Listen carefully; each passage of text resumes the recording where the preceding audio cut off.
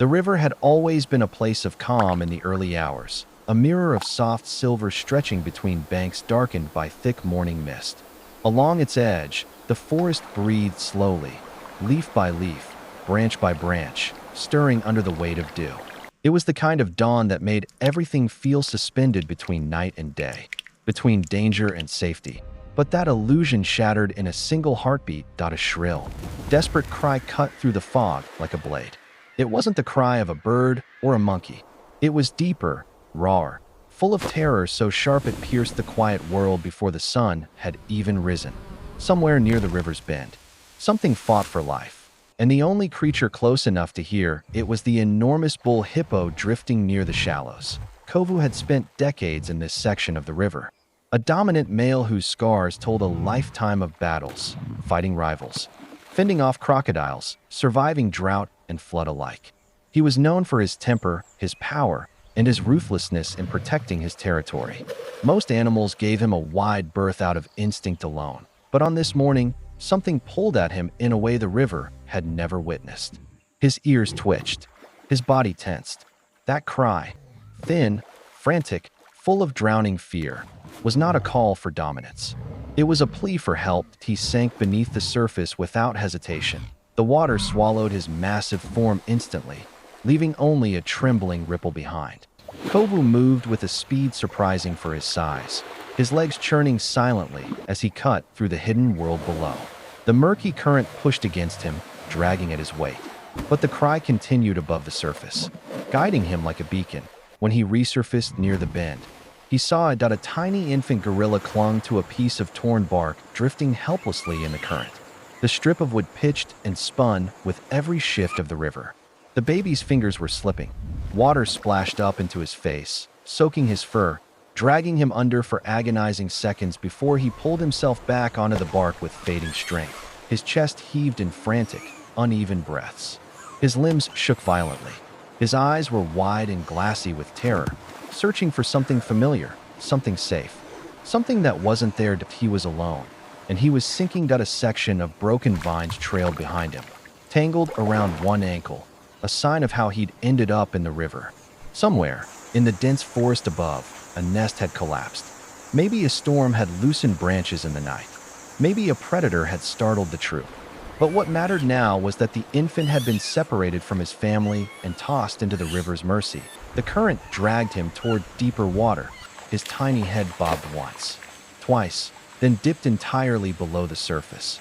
Kovu acted before the world had a chance to swallow the baby whole. That he surged forward, water exploding around him as he positioned his massive body beneath the drifting bark. The baby surfaced with a gasping, choking cry just as Kovu lifted his broad back directly under the piece of floating wood. Stabilizing it with surprising gentleness, the baby clambered upward, wheezing, coughing out the river from his lungs. His hands found the rough texture of Kovu's hide. His tiny fingers curled into the deep grooves of battle-hardened skin. He gasped, clawed, trembled, but he held on. Kovu remained perfectly still. The river crashed around them, swirling in violent currents. But the giant hippo didn't budge. He lifted his head just enough to keep water from pulling the baby down again, his huge nostrils flaring as he adjusted his position with slow, deliberate movements. The baby's breath shuddered. His body heaved. His exhaustion was absolute. He slumped forward, gripping Kovu with every ounce of strength he had left. Tears mixed with river water on his face. His arms and legs wrapped around the hippo's neck as though clinging to a tree trunk. Kovu's ears flicked backward, sensing the infant's heartbeat thudding against him. Fast, frantic, terrified. For a moment, neither of them moved. The baby was too weak. Kovu was too aware of the fragile life pressed against him. He began gliding toward the shore with the gentleness of a creature who understood exactly how much weight he held, not physically, but emotionally. The river pushed against him, pulling at his sides, trying to drag him downstream. But he ignored it.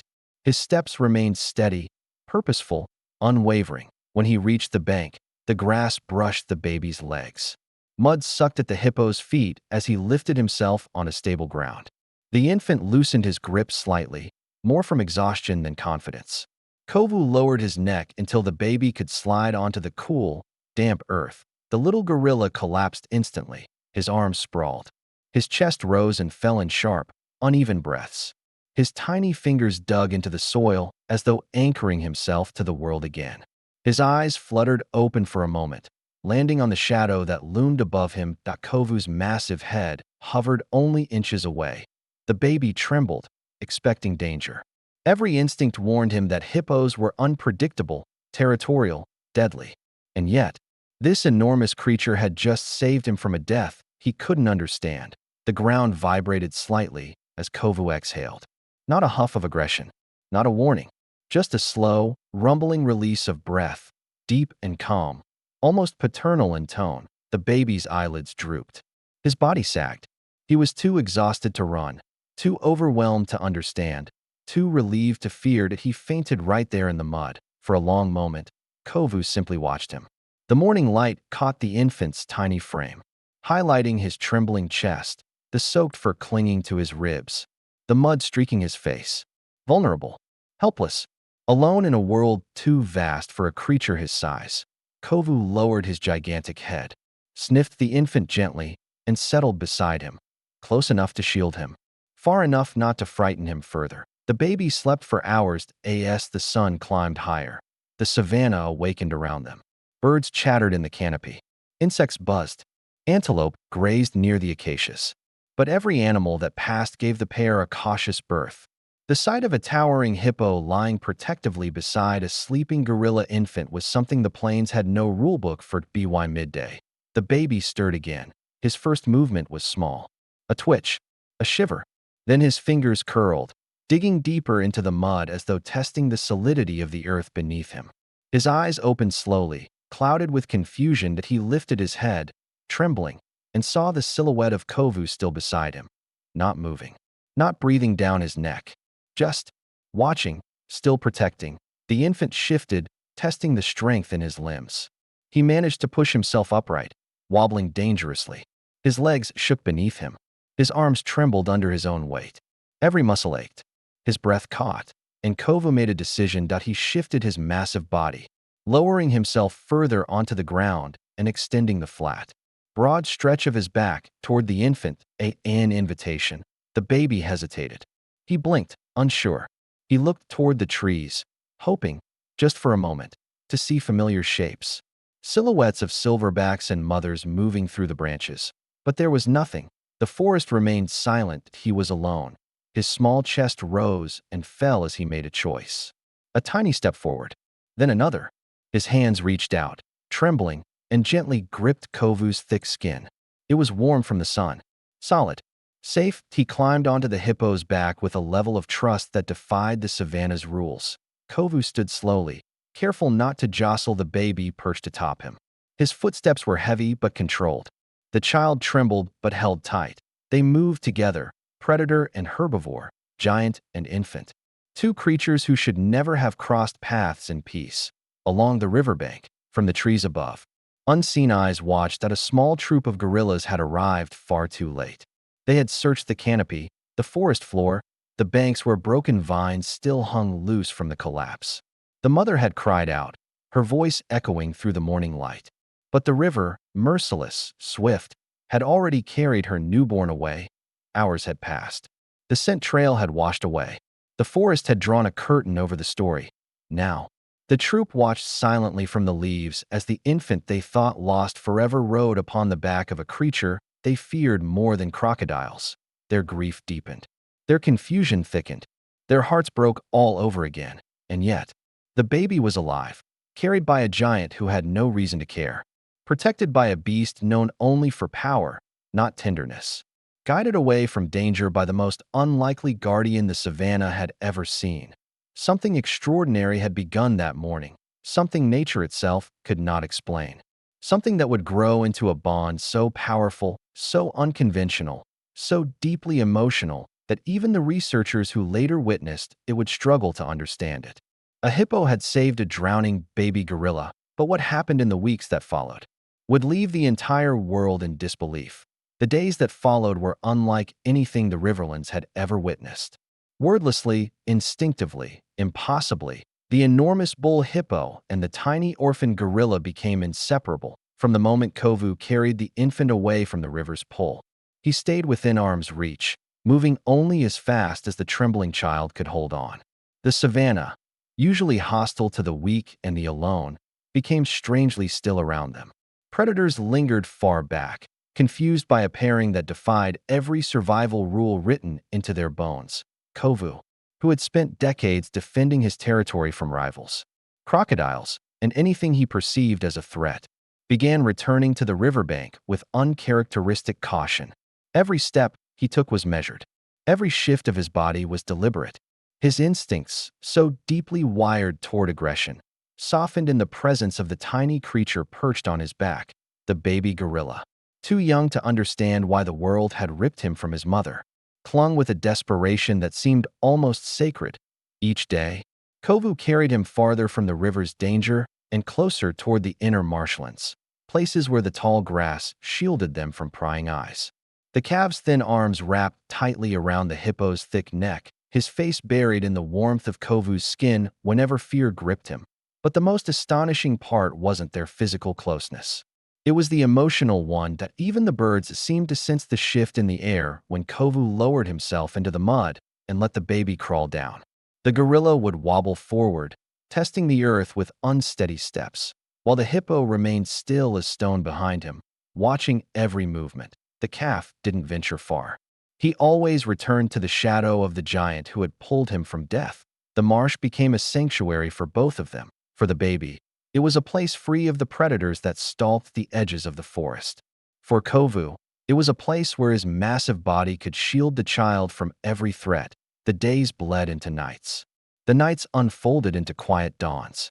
And day by day, the bond between them grew into something nature had not prepared either of them for. The forest, however, had not forgotten the lost up in the canopy.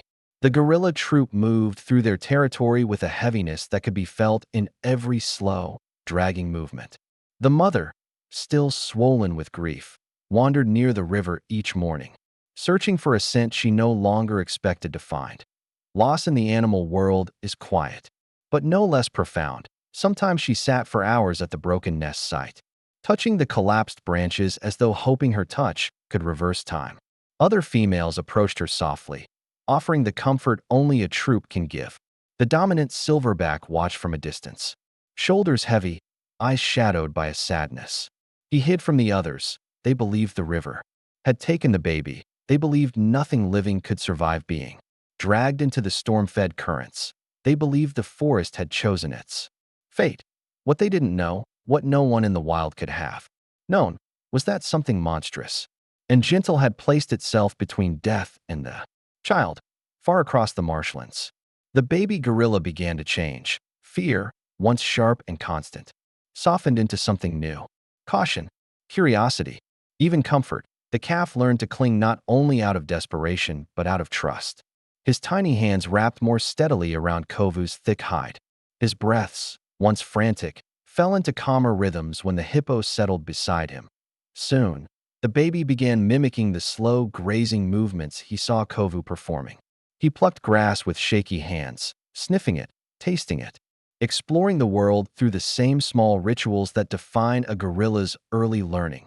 Kovu, despite being a creature of water and mud, learned to remain still and present whenever the baby wandered away from him, even if only by a few feet. Every few minutes, the infant scurried back, pressing himself against the hippo's side as though checking in, grounding himself, reaffirming safety before exploring again. Each return made the hippo lower his head toward the child in a gesture that could only be described as acknowledgement. It was not just survival. It was companionship. It was connection. It was something the wild had not witnessed in generations. The transformation deepened further when the rains arrived. The first storm hit without warning, crashing thunder, sheets of water, wind whipping through the marsh like a living force. The baby shrank under the weight of panic, trembling violently as lightning tore across the sky. Kovu moved immediately he lowered himself so his massive body formed a wall between the storm and the trembling infant. The wind lashed at his back. Rain hammered against his scarred skin. But he didn't move, he remained there for the entire storm, shielding the baby beneath the curve of his ribcage. The child curled into the mud beneath him, clinging to the one creature the world had given him when it took everything else. Every time thunder cracked, his body jolted, his fingers digging deeper into Kovu's belly, and every time, the hippo pressed closer, lowering his weight until the baby was tucked safely under the shelter of his enormous frame. It was the kind of protection usually given by a mother, tender, instinctive, undeniable. When the storm finally passed, Kova stepped away just enough for the baby to crawl out. The calf was covered in mud, trembling but alive. His small eyes lifted toward the giant before him, soft, wide, filled with something that had not been present before, attachment, the kind that is built not by species, but by experience. Not by blood, but by survival. But the world beyond the marsh was beginning to notice. Researchers who monitored hippo territories soon saw signs of unusual behavior. Tracks that didn't match, patterns that defied decades of recorded studies. A lone baby gorilla spotted near the marsh with no troop in sight. Hippo prints beside tiny handprints in the mud. Large grazing paths altered in strange, protective curves. Confusion spread quickly among the field team that a baby gorilla couldn't survive alone. A baby gorilla couldn't cross the river. A baby gorilla couldn't imprint on a hippo, but the questions only deepened when they saw what the cameras revealed: that a massive bull hippo resting in the reeds. A tiny gorilla curled into the curve of his belly, the pair breathing in the same slow rhythm. Scientists tried to interpret the impossible. Veterinarians questioned the footage. Ecologists argued it must be a fluke, a temporary behavior, a coincidence. But nothing they had ever learned prepared them for the truth. This was no accident. This was no temporary arrangement. This was a bond. One that was growing stronger every day as weeks passed. The baby began to follow Kovu into shallow waters, hesitant at first, then more confidently.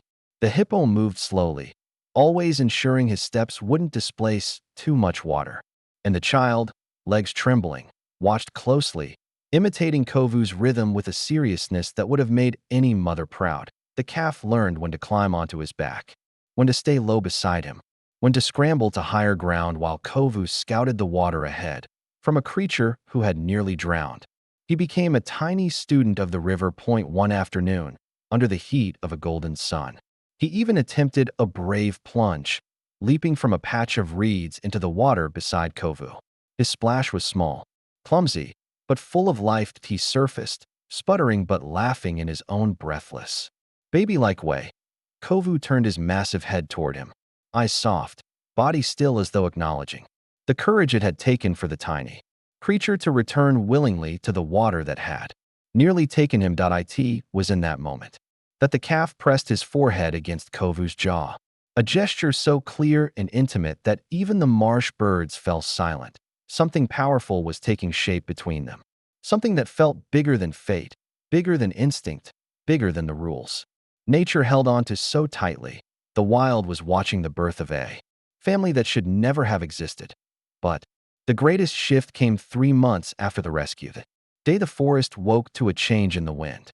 The day the gorilla troop moved closer to the marsh than they ever had before. The day the silverback stopped at the river's edge, sensing something familiar carried on the breeze. The baby had grown stronger, heavier, more curious. His fur gleamed under the sunlight now. His movements were more confident. His little hands pushed deeper into the earth as he explored. But something deeper had awakened in him, something ancient, instinctual, calling him back to where he had come from. He began looking toward the forest. Sometimes he paused in the middle of play, staring into the trees. Sometimes he turned his body slightly away from Kovu, sniffing the air. Sometimes his heart pulled him toward the canopy he didn't remember, but somehow still knew. And Kovu never stopped him. He watched quietly. He stepped aside. He allowed the child to take those hesitant steps toward the world he was born into. But he never let the baby go too far. The calf always returned to Kovu before the sun set. Always. Until the day the wind changed. The day something impossible hovered in the air. The day the baby's future shifted forever. And what happened next would leave every ranger, every scientist, and every witness in tears. The morning it happened began like any other. Quiet, pale, and cool, with the mist clinging low to the marshlands. The air shimmered faintly where the water met the grass, and the soft rumble of distant wildlife rose like a hymn. But beneath that calm, something else stirred. Something ancient. Something inevitable. Kovu sensed it before the baby did. He lifted his massive head from the mud, nostrils flaring, muscles tensing beneath his thick hide. The air carried a scent he did not know, but the gorilla child froze when the wind hit him, eyes widening, breathing pausing, tiny fingers curling into the earth. Recognition, not from memory, not from sight, but from a deeper place, the one where instinct sleeps until it is called awake. That he turned toward the tree line, his body trembling with a longing he couldn't name. Kovu watched in complete stillness for months. The hippo had been the baby's shelter, his guardian, his constant shadow.